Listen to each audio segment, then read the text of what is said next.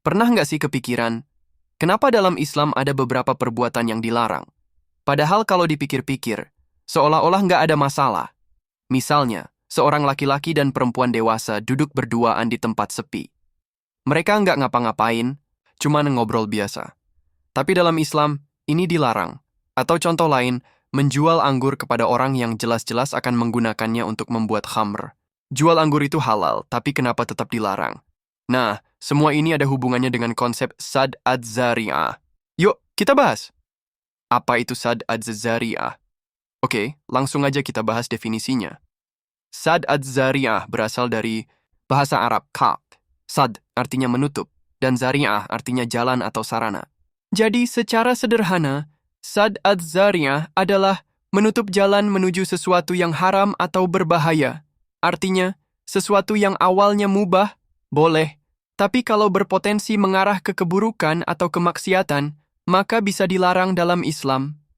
Biar gampang, kita pakai analogi. Bayangin kamu lagi naik motor di jalan yang udah jelas ada tanda dilarang masuk karena ada tebing longsor di depan. Apakah kamu tetap nekat masuk karena merasa jalan itu kelihatannya masih aman?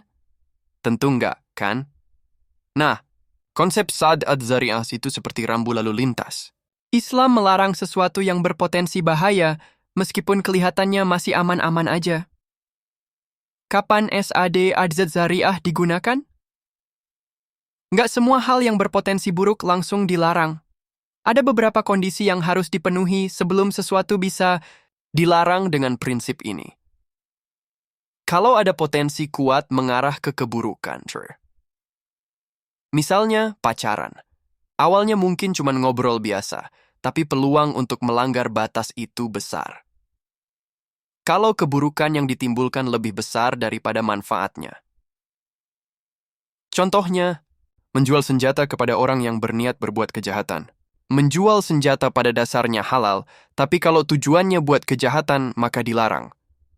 Kalau ada dalil yang mendukung pencegahan ini, misalnya, larangan mendekati zina dalam Al-Quran. Zina itu jelas haram, dan Islam juga melarang semua hal yang bisa mendekati zina. Contoh-contoh sadid ad-zari'ah dalam kehidupan sehari-hari.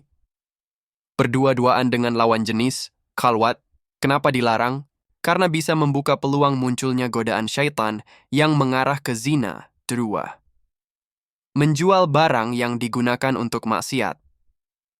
Contoh, menjual anggur kepada orang yang jelas-jelas akan memprosesnya menjadi minuman keras. Meskipun anggur halal, tapi kalau tujuannya untuk sesuatu yang haram, maka dilarang. 3. Riba dalam transaksi keuangan. Mengambil bunga bank atau riba dilarang, bukan cuma karena hukumnya haram, tapi juga karena efek buruknya yang bisa merugikan orang lain dan merugikan ekonomi umat. Tapi, apakah semua hal harus dilarang? Tapi jangan salah, sad ad-zari'ah. Bukan berarti semua hal yang berpotensi buruk langsung haram total. Ada juga situasi di mana sesuatu tetap diperbolehkan, meskipun ada sedikit potensi keburukan, kalau manfaatnya lebih besar. Misalnya, menggunakan teknologi canggih dalam bisnis online. Ada risiko teknologi disalahgunakan, tapi manfaatnya dalam mempermudah urusan manusia jauh lebih besar. Bergaul dalam lingkungan kerja.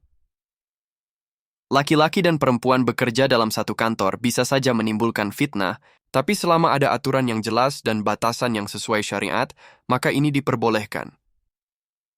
Kesimpulannya, sad ad-zari'ah adalah konsep hukum Islam yang bertujuan untuk mencegah sesuatu sebelum menjadi keburukan yang lebih besar. Islam bukan cuma melihat sesuatu dari sisi boleh atau tidaknya, tapi juga mempertimbangkan dampak jangka panjangnya.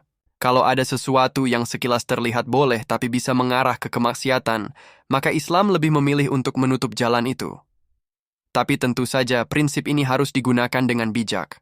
Bukan berarti semua hal harus langsung dilarang, tapi harus ada pertimbangan manfaat dan mudaratnya. Sekarang, kalau ada sesuatu yang terlihat sepele tapi tetap dilarang dalam Islam, kita tahu bahwa Islam sebenarnya sedang melindungi kita dari hal yang lebih besar.